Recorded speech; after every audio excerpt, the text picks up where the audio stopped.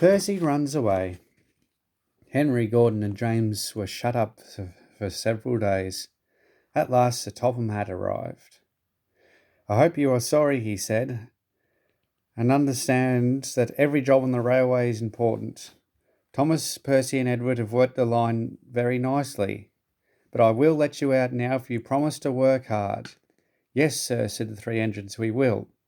"That's right, but please remember that this no shunting nonsense must stop."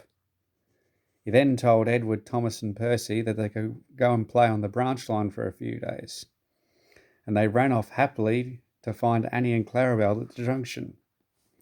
The two coaches were so pleased to see Thomas again, and he took them for a run at once. Edward and Percy played with freight cars. "Stop, stop, stop," screamed the cars as they were pushed into their proper sidings. But the two engines laughed and went on shunting till the cars were tidily arranged. Next, Edward took some empty cars to the quarry. Percy was left alone. He didn't mind that a bit. He liked watching trains and being cheeky to the other engines. "Hurry, hurry, hurry," he would call, and they got very cross. After a great deal of shunting, Percy was waiting for the signalman to set the switch so that he could get back to the yard. Edward had warned Percy, "Be careful on the main line, whistle to the signalman you were there," but Percy didn't remember the whistle, so the busy signalman forgot him.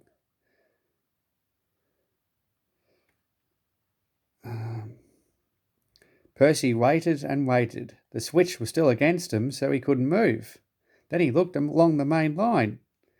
"Peep, peep!" he whistled in horror, for rushing straight towards him was Gordon with the express.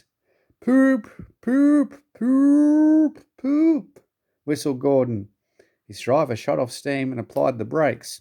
Percy's driver turned on full steam, but his wheels didn't move quickly enough. Gordon was coming so fast it seemed he couldn't stop in time. Percy shut his eyes and waited for the crash. His driver and fireman jumped out. "Oh!"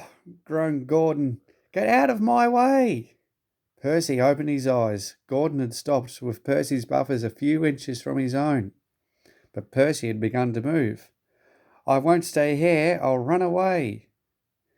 He was soon clear of the station and running as fast as he could. He went through Edward's station, whistling loudly, and was so frightened he ran right up Gordon's hill without stopping. After that he was tired and wanted to stop, but he couldn't. He had no driver to shut off steam and apply the brakes. "I shall have to run till my wheels wear out," he thought sadly. Oh dear, I want to stop, I want to stop." He puffed in a tired way. He passed another signal tower.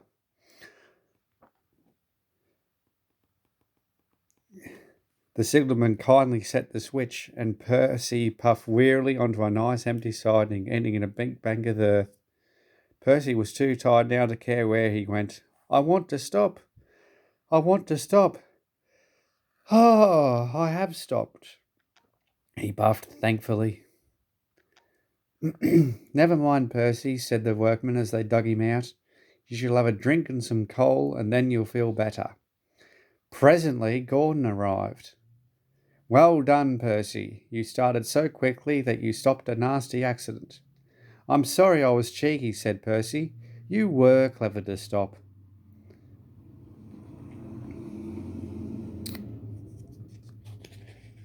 The two engines are now good friends, but Percy is most careful when he goes along the main line.